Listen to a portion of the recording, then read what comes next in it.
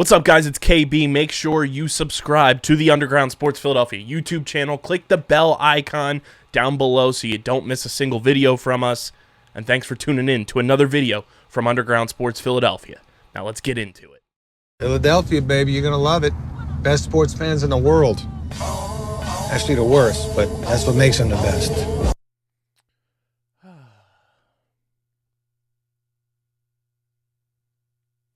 Wouldn't life just be so much more serendipitous and sweet and beautiful if we were just around a body of water all the time, nice trees, relaxing environment, no stress?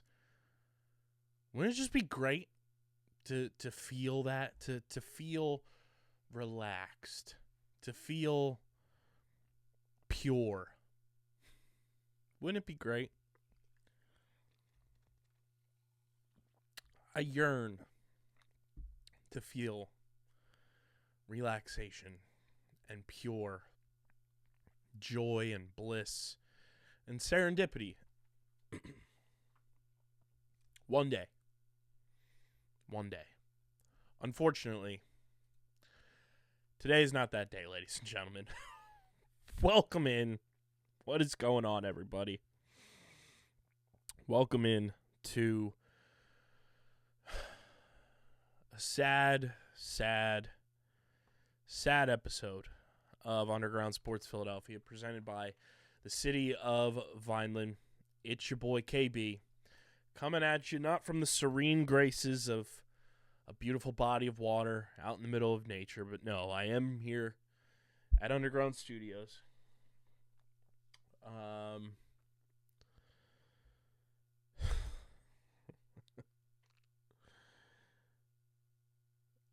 Can we go back to last Wednesday and just how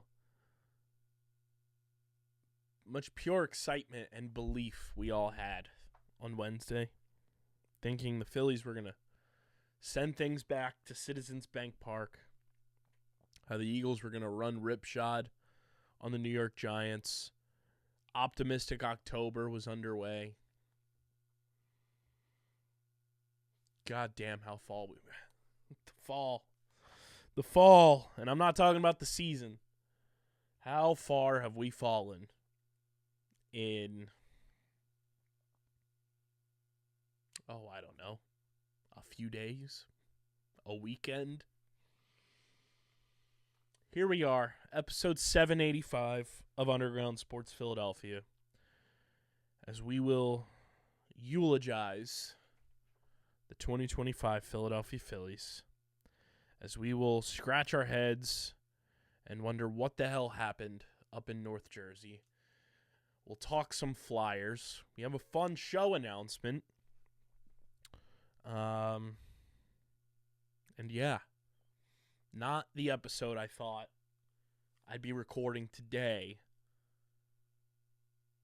This was not how I envisioned it when I stopped recording on Wednesday. But before we get into everything, make sure you guys are following us on the socials at Underground PHI across the board. We are 20 followers away from 4,000 on Twitter. We are less than 400 away from 2,000 on Instagram. Keep following us. I know I got to get more active on TikTok again. It's been a plight. But nonetheless, follow us on the socials, please. If you love me, if you love what we do, follow us on the socials. You can follow me on the socials too. KBIZZL311 on Twitter. KBIZZLE11 on Instagram and Threads. Subscribe to the pod if you love me, if you love our content, if you love this company, if you love Philly sports. Subscribe to the pod. Apple, Spotify, wherever you get your podcasts in audio form. Leave us a 5-star review. It goes a long way for helping this show continue to grow. It helps us continue to do a bunch of cool stuff that we have planned for you guys in the coming days, weeks, months, years, all of that. So keep subscribing on Apple and Spotify. Leave those 5-star reviews and subscribe to the Underground Sports Philadelphia YouTube channel, youtube.com/@undergroundsportsphiladelphia. That is where you get full video episodes of this show twice a week, full video episodes of every show on our network, of our original 6. Clips, shorts, live streams, original video content. It is all on our YouTube channel. We are at 1,109 subscribers, which means we are 91 subscribers away from our next 100 subscriber milestone, which I would love to hit before Harrison and I's birthday, which is just a short 16 days away. So keep subscribing to the YouTube channel, please, if you love me. youtube.com/@undergroundsportsphiladelphia. And as you all know, this show is proudly presented by the city of Vineland. And guys, like I've been mentioning for quite some time now, the Garden State Comic Fest is coming to the new Vineland Convention Center Saturday, November 15th from 10 a.m. to 6 p.m. and Sunday, November 16th from 10 a.m. to 4 p.m. Meet Melissa Joan Hart, yes, Sabrina the Teenage Witch, plus fan favorite stars like Dan Parent, the legendary Archie's comic artist and writer, Kevin Clash, the voice of Elmo, Splinter, and Baby Sinclair, and Keith Williams, the iconic comic book inker from Marvel, and more. Plus, so many more names have been announced over the recent days, which has me super stoked to be there. Comics, cosplays, collectibles, and over 6,000 fans. Visit gscfvineland.com for all the details. Again, the Garden State Comic Fest is coming to the new Vineland Convention Center Saturday, November 15th from 10 a.m. to 6 p.m. and Sunday, November 16th from 10 a.m. to 4 p.m. For all the details, visit gscfvineland.com. It's linked in the description of the podcast as well. Vineland, New Jersey, where it's always growing season. And big thank you to Security 21 Security Systems and Paul J. Gillespie Incorporated for their continued support of this podcast.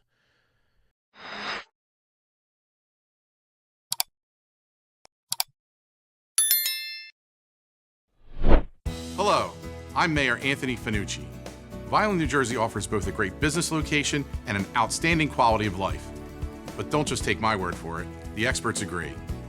We're proud to be recognized as a premier food processing and logistics hub, one of New Jersey's most affordable and desirable cities, and one of the best places to retire in the country. Visit vinelandcity.org and see how our resources can work for you. Vineland, New Jersey, where it's always growing season.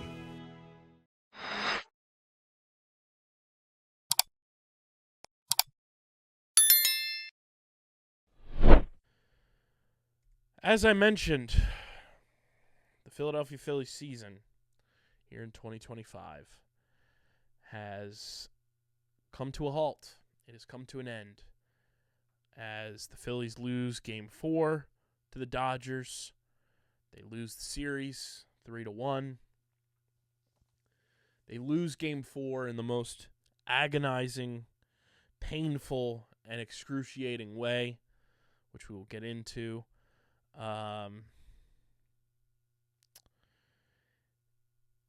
This one is just sad. I've seen a lot of people try to put words around this current era of Phillies baseball. There have been people who have said this era of Phillies baseball is dead. It's over for this core. There have been people that have said, this is the worst run of Phillies baseball, which I laugh at you. I laugh in your face if you say that. But as I've sat back and looked at these past 4 years, which it's crazy that it's been 4 years since this run has started, 2022 was optimism. Optimistic because we were playing with house money. We were the 6th seed in the National League playoffs. We were the final wild card, and we went on a magical run. 2023 is the head scratcher because what happened? 2023, and I've seen my good pal Phil's Tailgate posting stats of every year and everything like he does in every offseason. The more I go back and look at the team cumulative stats, the more I'm like, how did they not get it done in 2023? It is the one that slipped through their fingers. 2022 did as well, but again, we were painful optimists in 2022, and we thought it was the start of something special, which it has been. Don't get it twisted. 2023 is the head scratcher. 2024 is just agony.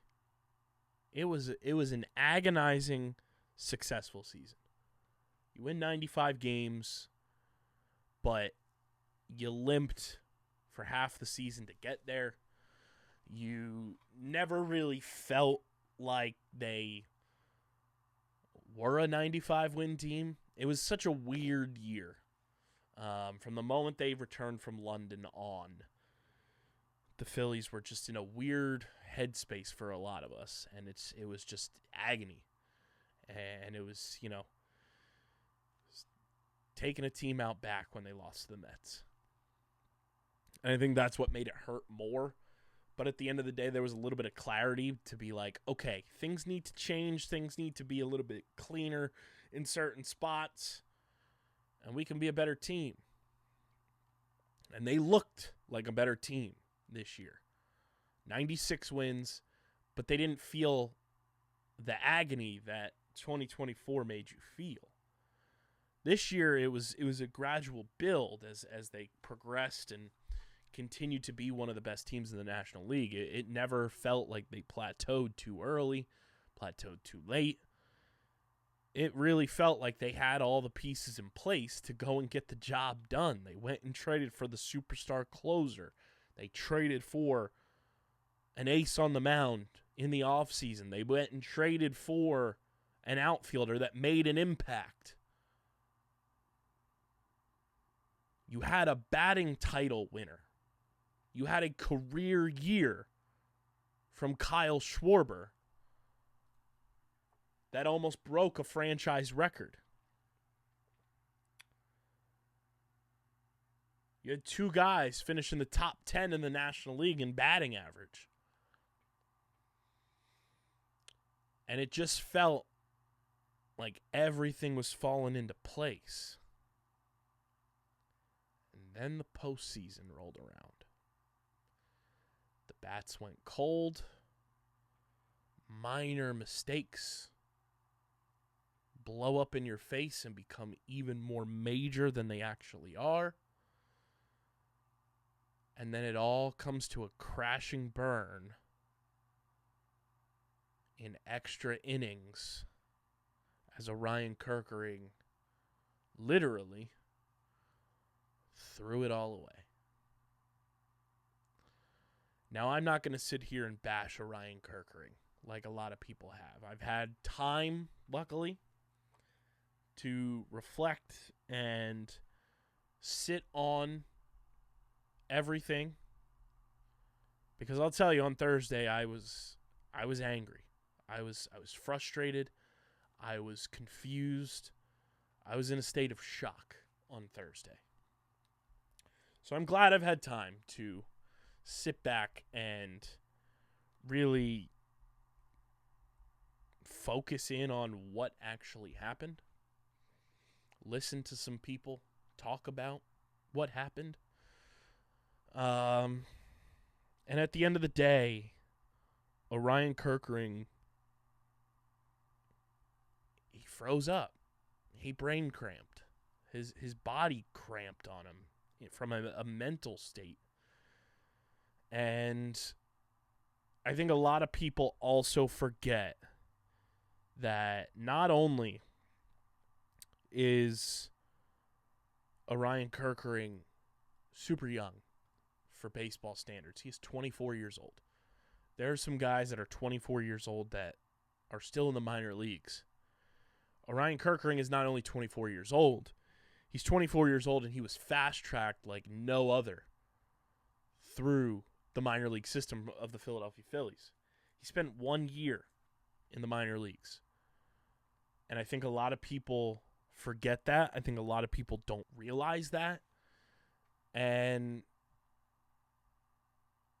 you got to remember what you were doing at 24. I'm not saying you got to, pretend like you know what it's like to pitch in a Major League Baseball game, but just imagine the pressures and the stress of your job that you had at 24. Imagine the stakes that were riding on whatever your job task was when you were 24. Imagine what it would be like if you failed at your job when you were 24. What would have happened? It sucks what happened. It sucks that this series came to a crashing burn because the Phillies' top three could only hit for a game. Because Brandon Marsh couldn't buy a hit in this series. Because Harrison Bader was injured after game one, and it changed the trajectory of what you were able to do, not only offensively, but defensively in the outfield and with your batting lineup. It is a series where the Phillies pitchers came to play. Christopher Sanchez, Jesus Luzardo, Aaron Nola, Ranger Suarez. Those guys showed up. Those four guys showed up in such a way that they should be proud of themselves. This team should be proud of them. And I know they are. It's just the way this organization is. They are wildly proud of them. The bullpen, for the most part, showed up. Joan Duran did his part. Sure, did he walk the bases loaded in a game where I'll actually get to that later. Matt Strahm had one blip on the radar, but was perfectly himself the rest of the way. Orion Kerkering had one blip on the radar.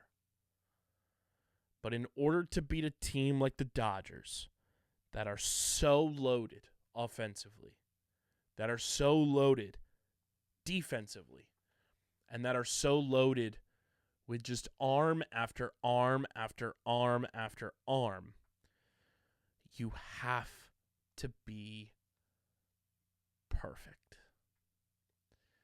And the Phillies did their job neutralizing their top three to match our top three being neutralized. Shohei Ohtani, Mookie Betts, Teoscar Hernandez, and Freddie Freeman were not good against the Phillies. They struggled mightily against the Phillies. But when your top three, Trey Turner, Kyle Schwarber, Bryce Harper, only collectively show up for one singular game, and then the bats go cold again one day later, you are bound for disaster. That is 1/3 of your lineup that no-showed for 3/4 of a 4-game series.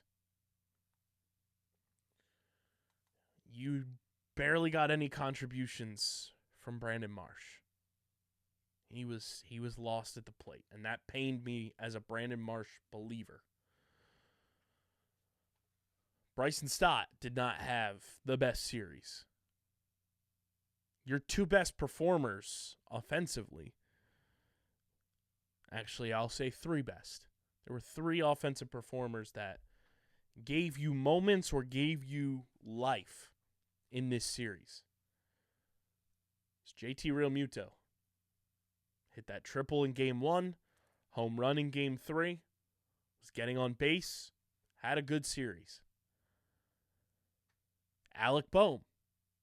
Alec Bohm, I think, ended up walking at least 7 times throughout the series, if not 6, at least 6. And Nick Castellanos. Those 3 stepped up in big ways to help the Phillies win a game and had them in games the whole series. I'll even give kudos to Max Kepler as well. He did not have a bad series. But when you don't have contributions from the guys making the big bucks, from the guys that are the known superstars who want the moments, you're going to come up short. Plain and simple. And that's what happened to this Phillies team. The offense didn't show. Some questionable moves by Rob Thompson early in the series. And the Phillies are going home. They were the only team that had a bye that did not make it to the championship series for the second consecutive season. I don't want to hear excuses about the bye. Luckily, this year I haven't heard excuses about the bye because the proof is in the pudding. The Toronto Blue Jays, Seattle Mariners, and the Milwaukee Brewers all had byes. They all found ways to hit the long ball. It sucks that this season is over. It sucks that this season is over.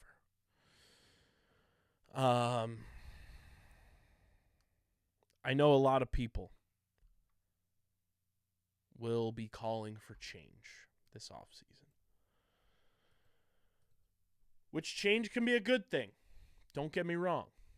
There's going to be some change. This team will look different in 2026 as they prepare to host the All-Star Game for the first time since 1993.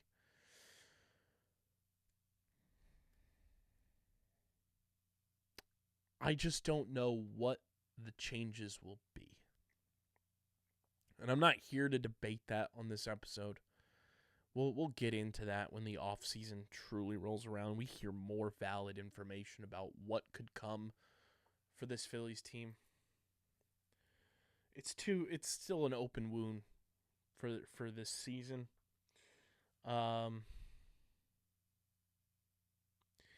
Here's why it hurts. And here's why, from my perspective as a fan and as somebody who covers this team from a podcaster perspective and talks about this team from pitchers and catchers rolling around in February all the way to now. 8 months we get up and go with this baseball team. And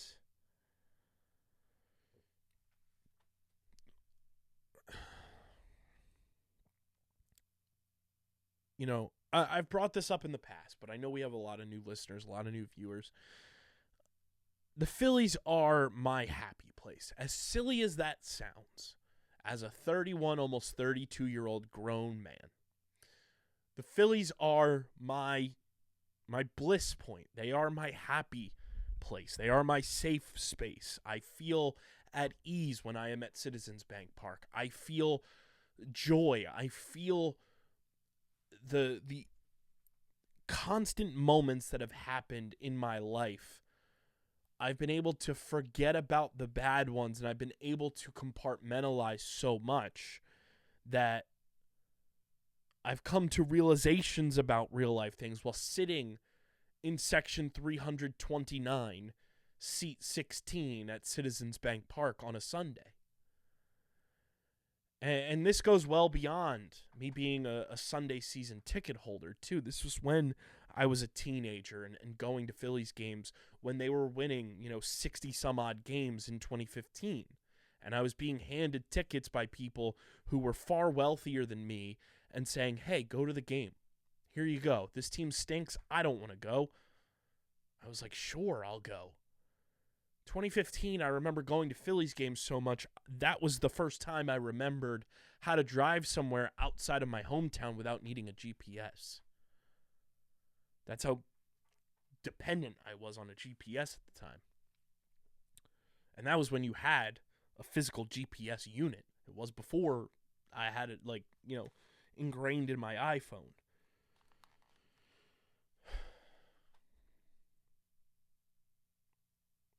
The Phillies mean the world to me. As much as I love the Philadelphia Eagles, which I love the Philadelphia Eagles, don't get it twisted. It's fly, Eagles, fly, go birds, dickhead, until the day I die. I love, as much as they piss me off, I love the Sixers. I love the Flyers. I love the Wings. Love the Blue Coats. The Water Dogs have come into Philadelphia, and I've helped usher them in with everything I do with OTB. But when it comes to the Phillies, I love Villanova basketball.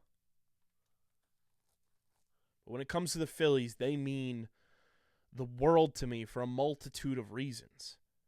They were the first team I saw reach the mountaintop of success in 2008. I watched them on my 15th birthday win a World Series with guys that I grew up idolizing. Jimmy Rollins, Chase Utley, Ryan Howard, Shane Victorino, Pat Burrell, Cole Hamels, Brad Lidge, Carlos Ruiz. Guys who I thought were superheroes. And watch them parade down Broad Street as a 15-year-old. That's like your ultimate dream as a kid. And I never experienced it. The Eagles had always fallen short. The Phillies were never in the postseason until I was in 8th grade. And it just meant something. That much more. They brought something to my sports fandom that I had never experienced.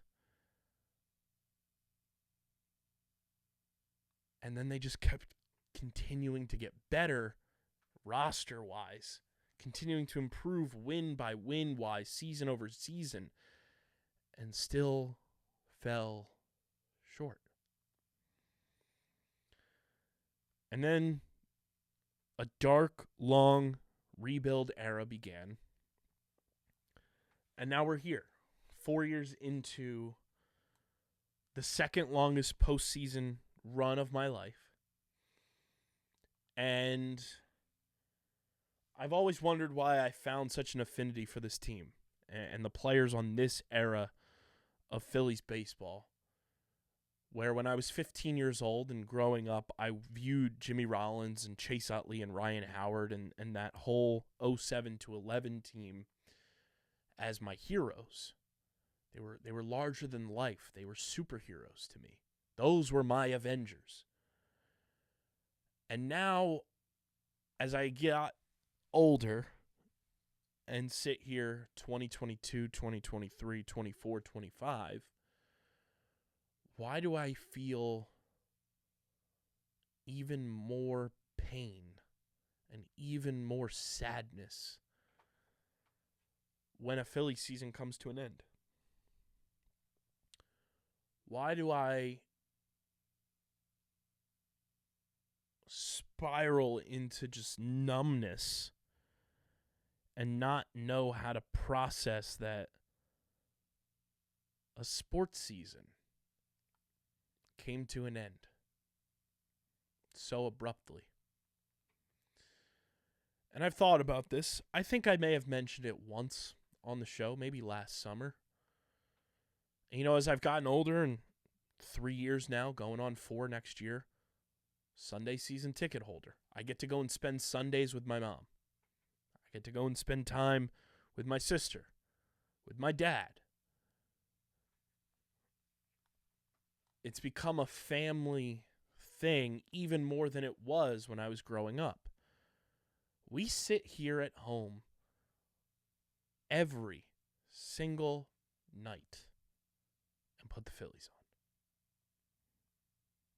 Phillies are on in this house every single night. It's been that way since I was a kid. But why does it hurt? Why does it feel such abrupt sadness? More so now than when I was a kid. And I think the answer is because I relate to some degree, just like many of you watching and many of you listening that are Phillies fans. We relate, your age demos of 25 to 34, maybe a little bit older, maybe a little bit younger. We relate to this team because they are our peers. We relate to this team because they've experienced a lot of the same life events that we all have. We went through school, kindergarten, all the way to high school, pretty much the same way, just in different cities, different places, than this current Philadelphia Phillies roster did. They are our chronological age peers. That's why when a season comes to an end, we feel all this agony. When a season comes to an end, we feel so much emptiness and wonder why we feel that way. And wonder why it hurts even more as an adult than it did as a kid. I know that may not be the case for some people, but I know a lot of people that is the case. And I think it's truly because this team is in our same age demographic. We grew up with these players. Sure, we grew up watching the 07 to 11 team and years prior and years after. But in life, we grew up with this current era of Phillies baseball. And I think because there's change on the horizon and the uncertainty of what's to come makes our skin crawl, because we as millennials hate change. We hate a minor switch up of our everyday schedule. We hate when we go and try to order something off a menu and it's no longer there. We hate change. And that's why this season coming to an end hurts so much, because there is so much change potentially on the horizon, with the free agency looming for Kyle Schwarber, JT Realmuto, Ranger Suarez as the big three. The looming departure of a short-term friend in Harrison Bader, in Max Kepler. The potential departure of someone that we have all come to love through the ups and downs, but at the end of the day, we appreciate the person he is even more than the player sometimes. And he's been a great player, and he's been an even better person. That's Nick Castellanos. The uncertainty of Zach Wheeler and what's to come with his recovery from shoulder surgery. And the uncertainty of new faces coming into this team and coming into this city that we may not know if we can trust them. Because are they the next Craig Kimbrell? Are they the next Whit Merrifield? Are they the next whomever? Or are they the next Gene Segura? Are they the next Edmundo Sosa? Are they the next Joan Duran? Guys who will be here. The next Jesus Luzardo. Guys who get it. Guys who fit this city, fit the culture. I think that's why it hurts.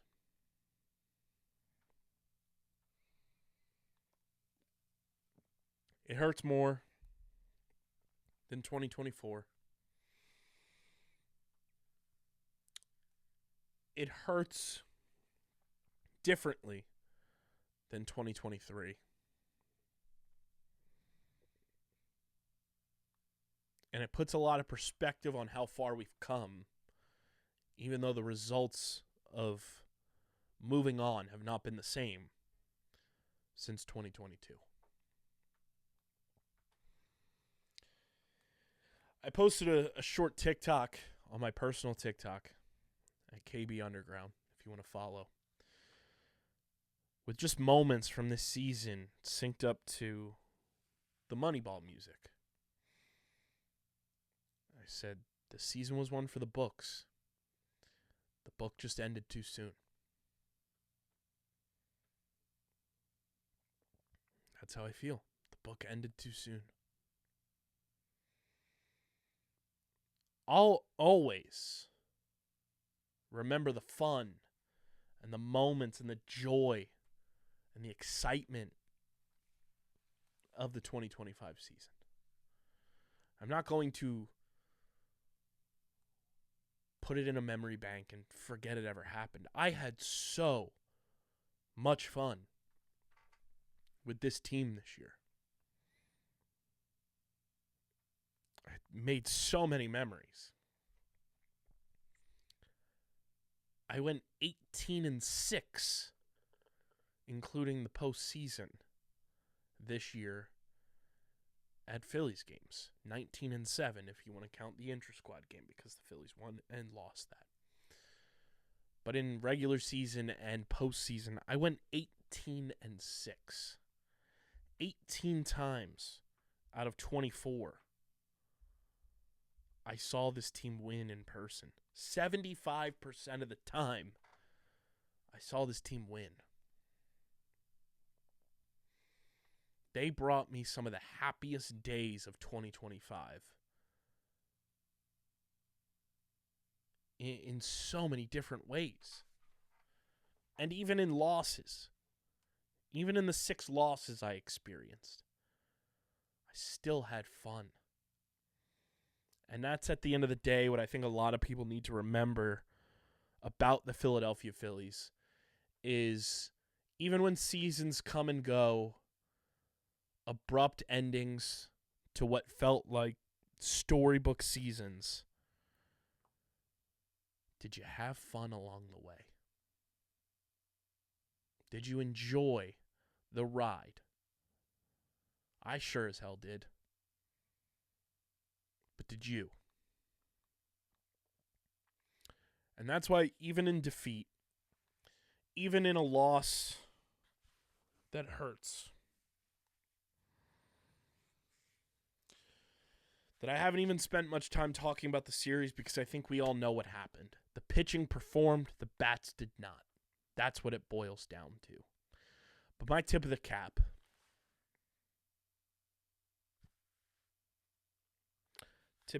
there is to the Philadelphia Phillies. And it's brought to you by our awesome pals over at 47. Guys, I'm wearing a custom 47 right now for my high school that I wear on every broadcast that I do at the school, because I love 47 that much. I asked if I could get clearance for the logo to get it put on the hat, and they accommodated, said absolutely. I needed to rep my alma mater with 47, and that's exactly what I did here. You can buy the 47 blanks and get customized hats yourself, or you can purchase some of the coolest headwear in the game for your favorite baseball, football, hockey, basketball, college, soccer, NASCAR, anything you can think of. 47's got you. I just got a brand new Flyers hat because Harrison, CFO Margie, and myself will be at the Flyers home opener, which we'll talk about later on in the show. But I got a brand new Flyers 47 hat. Had to do it. You guys can do the same thing. Use our link in the description. Shop with 47. Join the 47 family. That way you create an account. You earn rewards points on your account, which rack up to free things, which I used on my Flyers hat. I got $20 off because of the points I had. I love that. I love when I'm able to, get discounts. So join the 47 family. And when you do, you get free shipping on all orders when you shop with 47. So use our link in the description, join the 47 family, and get free shipping on all orders once you join the 47 family, which is their rewards program. And just rep your favorite teams, rep your favorite brands, rep your favorite styles with 47. And we thank 47 for being a proud partner of Underground Sports Philadelphia. Yeah, my tip of the cap goes to the Philadelphia Phillies in 2025. Even in loss, even in defeat, that hurts so much. This team brought me so much joy, so much happiness, so many memories, so many moments that I'll remember for the rest of my life. I had so much fun this year going to Citizens Bank Park. I looked forward to it every Sunday, every middle of the week game that I went to, which were, few and far between. It was only an additional 5 outside of my season ticket package. But I had so much fun, and I'm already counting down the days to spring training. I'm already counting down the days to March 29th and opening day. I'm already counting down the days to sitting out at Bull's Barbecue, eating a burnt ends cheesesteak with those delicious potato chips that they added to the menu, drinking a Coke Zero, and spending 2.5 hours with my mom, spending 2.5 hours with my sister, 2.5 hours with my dad, taking in the sights and the sounds, taking in the gorgeous weather, and just knowing that I'm going to have at least 13 of these opportunities that will turn into more than 13 throughout 2026. And I just have faith that John Middleton, Dave Dombrowski, and the Phillies front office are going to essentially exhaust all mediums to make sure this team remains a contender, remains in that upper echelon of contender, and will do whatever it takes to get Mr. Middleton's fucking trophy back. And I'm already counting down. We sit here, as you guys are listening to this, October 13th.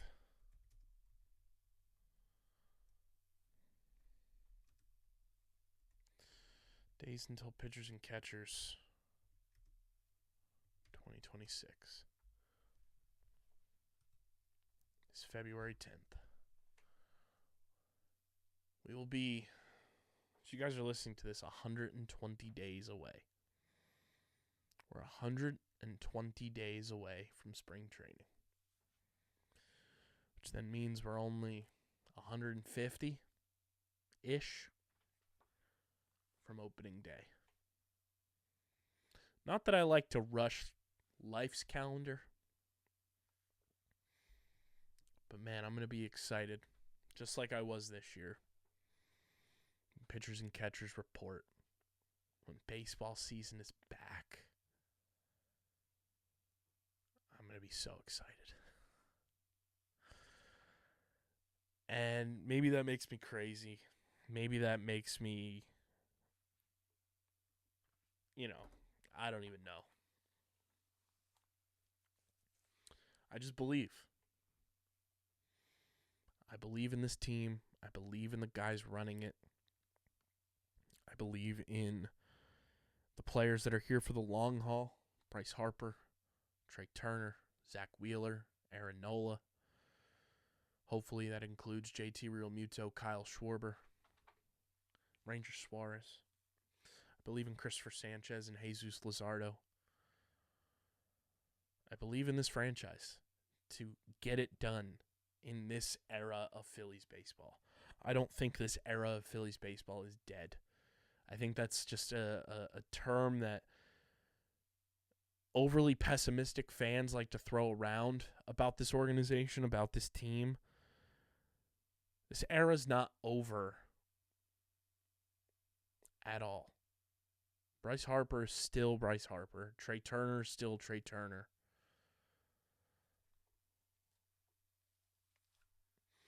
Christopher Sanchez is Christopher Sanchez.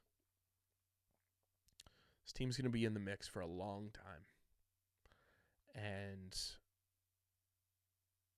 I hope 2026 is the year they get it done.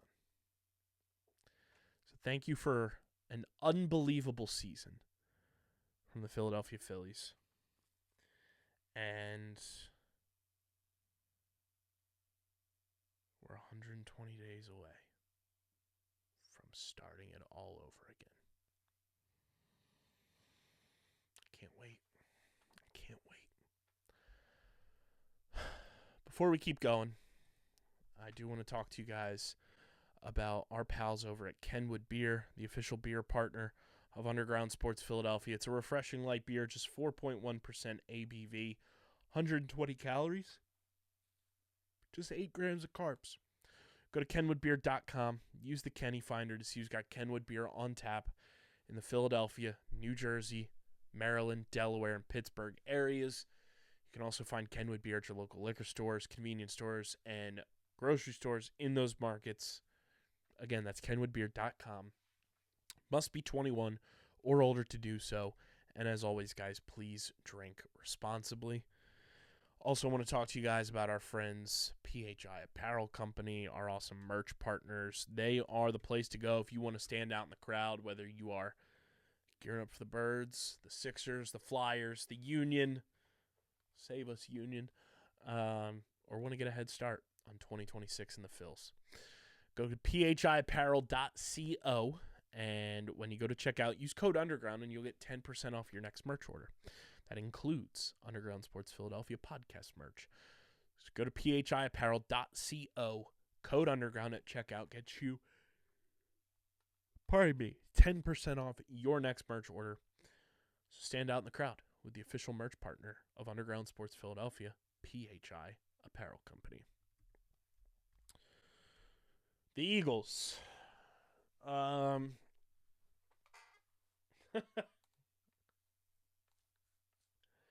Eagles. I'll admit it. After the Phillies lost, and it was kind of a foregone conclusion that the Eagles were on their way to losing to the New York Giants, I had no ounce of want, of need, of desire to flip over to Amazon Prime and watch the Eagles game. It took me 36 to 40 hours to be able to watch sports again, quite frankly. The Eagles lost to the Giants in what I was reading on the timeline as wildly embarrassing fashion. 34 to 17, to be exact.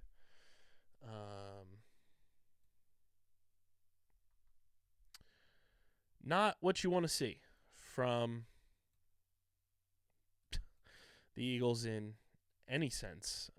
You never want to see them lose to the Giants, quite frankly, ever, especially at the Giants when you know their deranged fans and lunatic fans are just going to have a field day with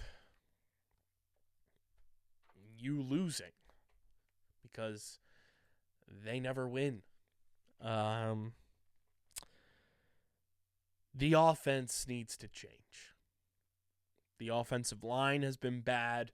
The passing offense has been bad. The running offense has been bad. Kevin Patullo has been bad. Nick Sirianni has been bad. There have been moments Jalen Hurts has been bad. The offensive line has been really bad. Saquon Barkley has been bad.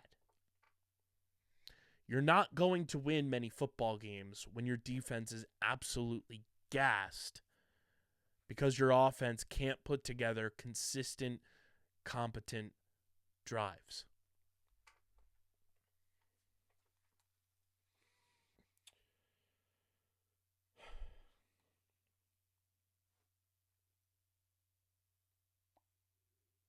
The Eagles are 4-2.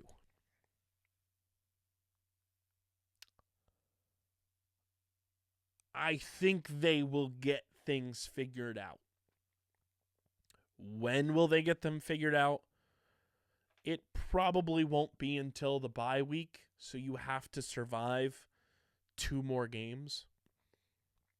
Next Sunday at Minnesota, and then a rematch with the Giants at Lincoln Financial Field. Because after the bye is when your schedule gets serious. Your schedule gets serious right after the bye, when you end up playing the Packers, the Lions, the Cowboys, the Bears, the Chargers, the Raiders, Commanders, Bills, Commanders.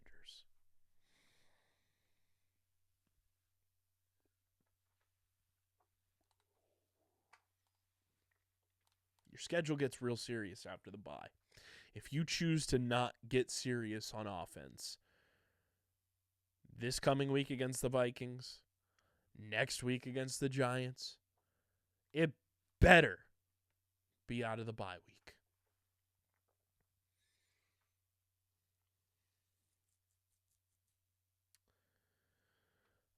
I know we won the Super Bowl last year. And I know this team wants to, say, hey, we've moved on. We're on to this year.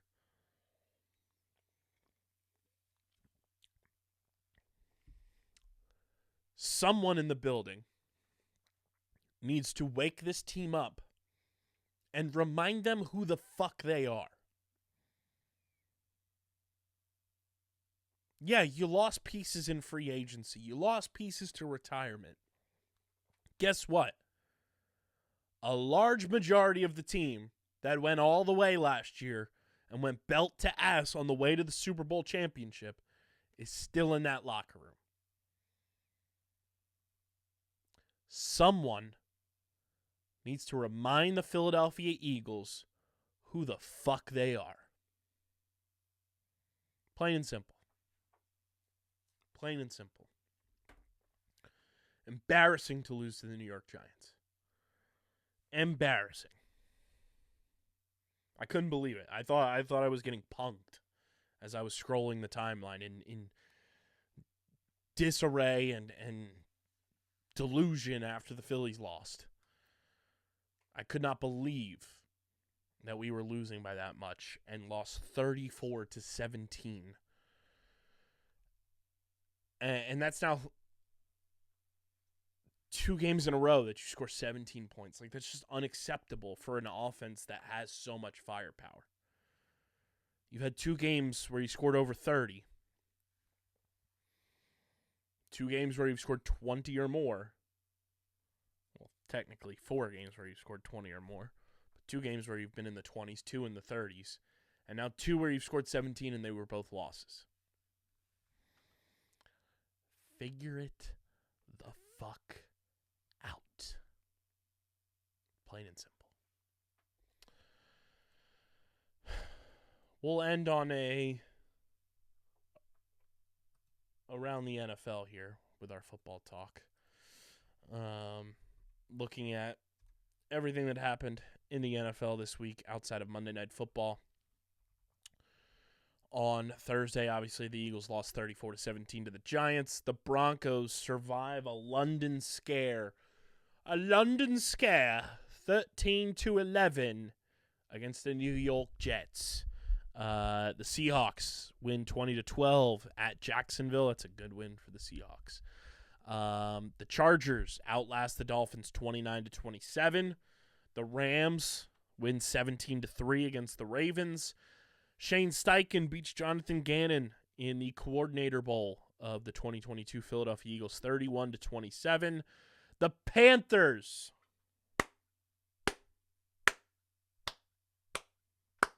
maybe that podcast just needed to hang it up so the Panthers could get good. Did anybody see that? I know it's a couple weeks ago, but a Panthers podcast quit podcasting because of the state of the team. And now they've just won every game since. Panthers 30, Cowboys 27. Fuck Dallas. Patriots 25, Saints 19, Steelers 23, Browns 9, Raiders 20, Titans 10, Buccaneers 30, 49ers 19, Bengals lose to the Packers 27-18, Chiefs 30, Lions 17. That was Sunday Night Football. And then Monday Night Football doubleheader at 7:15. The Bills at the Falcons, and the Bears and Commanders at 8:15. That is your quickest run through of the NFL here in week number 6, brought to you by Paramount Plus. Guys, don't miss out on a single second of the action this NFL season, because you can do it on Paramount Plus. You can stream your local team on Paramount Plus. Check out all the logistics on their website, but use our link in the description to sign up for Paramount Plus. And if you're a student, get 50% off any Paramount Plus plan now through the end of the year. Now, through the end of the year, 50% off any Paramount Plus plan if you are a student. Use our link in the description to sign up. And don't miss a single second of any NFL action with our friends at Paramount Plus. Sign up today using the link in the description. And if you're a student, get up to 50% off when you use our link to sign up for Paramount Plus. So stream the NFL all season long on Paramount Plus. Boy, oh boy. Boy, oh boy. The Flyers were part of Thursday's debacle as well because they lost their season opener, and then they lose game 2 of their season in the most ridiculous pull-your-hair-out type of way. Bobby Brink looked like he scored an overtime winner. It then gets overturned for goalie interference, and then 20 seconds later, Carolina wins. And then a video surfaces that Carolina's goalie actually made the contact first.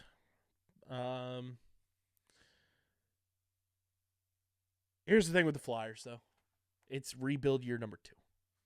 I am not expecting them to go out and be, bum-rushing teams and demolishing teams. I just want to see growth.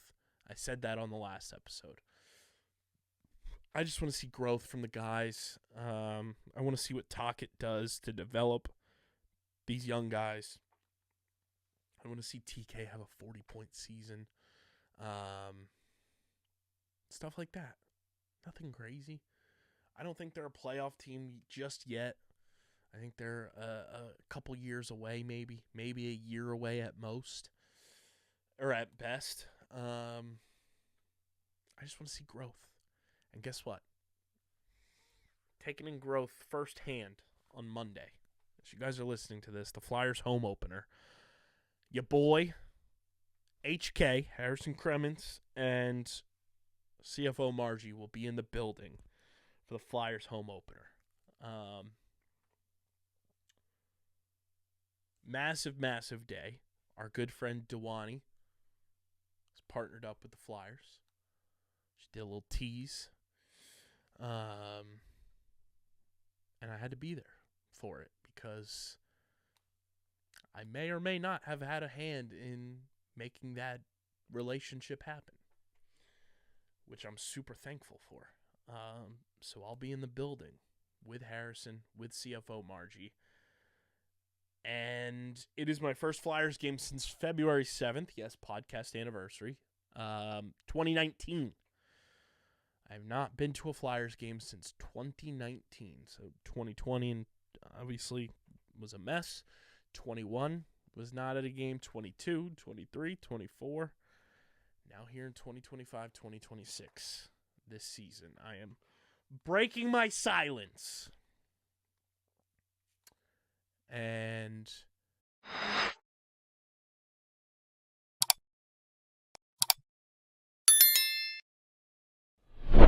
The Vineland Municipal Utilities is committed to helping your business succeed.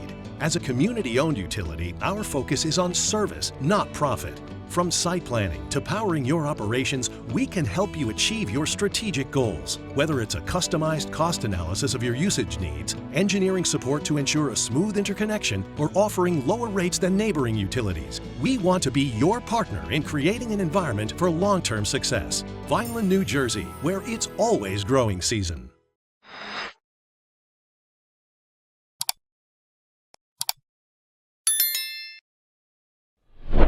even if this wasn't a partnership with Dewani and the Flyers and Dewani being part of the home opener, which, like, raised Dewani into the rafters. Like, let's celebrate her. She should be in the rafters of the Wells Fargo Center. Xfinity Mobile Arena, my bad. I would still be going to a Flyers game this year. And it's because I believe in Danny Briere, I believe in Keith Jones, and I believe in the vision of this rebuild. And I would want to see it firsthand. You know, I think part of me not going to games in the past couple of seasons outside of a global pandemic was the fact that, like, I just didn't know where the team was going. I didn't know what the direction was. I didn't know what the vibe was of where this team was headed. And I think now that we know, and now that it's been, like, stamped that this is a rebuild, I want to see it through. I want to see this team push everything forward, and I want to see it come to fruition. I want to see the mountaintop glory and be like, yeah, I got back into Flyers hockey during the rebuild. And that's not to brag about it, but I want to see this core do it. I want to see the Matvei Michkovs and the Trevor Zegras, who, let me tell you, I cannot tell you how excited I am to see Trevor Zegras in person. He has been one of my favorite hockey players since he's come into the league. And now that he's on the Flyers, shit, I'm pumped to see Trevor Zegras. The Bobby Brinks, Travis Konechny, who you guys know is my guy through and through. I just want to see this rebuild, like, be successful. And I want to see the Flyers get back to where they belong, being a prominent team in the NHL. The NHL is better when the Flyers are good. Don't let anyone, like, try to twist that. The NHL is a better product when the Flyers are good. Why? Because most of the NHL hates the Flyers. And when I say most of the NHL, I mean most NHL fans, NHL teams, they hate the Flyers. They still have the Broad Street bullies, like, cemented into their brains. They hate the Flyers. So it's better when you have a bully team that is good, and when you have a fan base like Philadelphia to get behind said team, it's only going to make it that much better. Plus, you got this guy right here, if you're watching on YouTube. Right there. That guy. Gritty. The master of chaos. I want this team to succeed, and I'm excited to see them in person. I'm excited to be back for a Flyers game for the first time in nearly 6 years. 7 years? Nearly 7 years. And hopefully they can get their first win. You know, it's going to be fucking awesome. And I can't wait. Can't wait to see the boy Mark Kremer is going to be there. Dewani is going to be in the building. Can't wait. Can't wait. Thank you to all of you guys who make this shit happen. Let us connect with different people. And I'm pumped to be back. Pumped. First Flyers game since 2019. It's crazy. It's crazy. But yeah. A disastrous Thursday in Philly sports history. And now we must move forward as a society of Philly sports fans to see our next mission through. It's hitching ourselves to the Flyers, gearing up for the basketball team, and obviously, supporting the Philadelphia Union as they go on a playoff run. And of course, it's Go Birds, dickhead. That's all I got for you guys on this one. Make sure you're following us on the socials since we'll be at the Flyers game. A lot of content going to be coming from Xfinity Mobile Arena. So be sure to follow us at Underground PHI. Follow me, KBIZZL311. Subscribe to the pod. Subscribe to the pod. Subscribe to the pod. Apple, Spotify, wherever you get your podcasts in audio form. Leave us a 5-star review. And, of course, subscribe to the Underground Sports Philadelphia YouTube channel.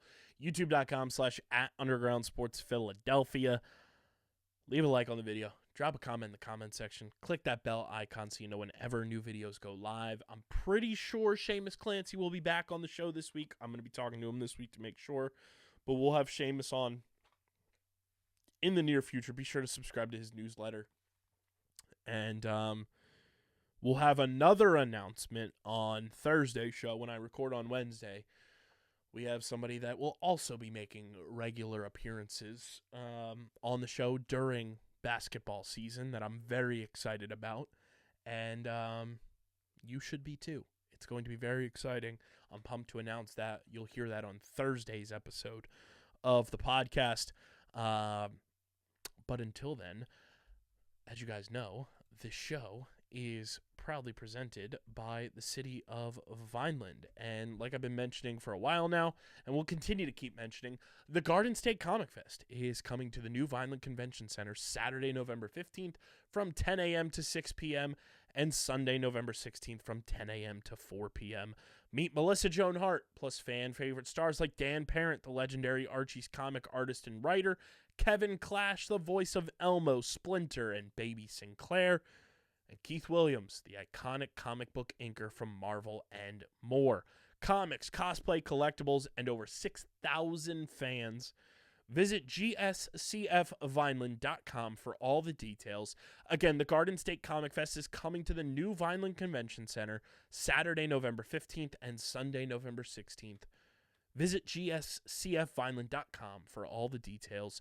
Vineland, New Jersey, where it's always growing season. And big thank you to Security 21 Security Systems and Paul J. Gillespie Incorporated for their continued support of this podcast. Ladies and gentlemen, this has been episode number 785. A pretty sad, depressed, harrowing episode of Underground Sports Philadelphia. I'm your boy KB. HK and I, potentially Seamus Clancy as well. We'll talk to you on Thursday with who knows what. We'll talk Eagles Vikings. We'll talk our experience at Xfinity Mobile Arena, talking about the Fly Guys, and so much more. But until then, I'm getting that up out of here. Take care of yourselves, and I'll see you on the next one. Peace.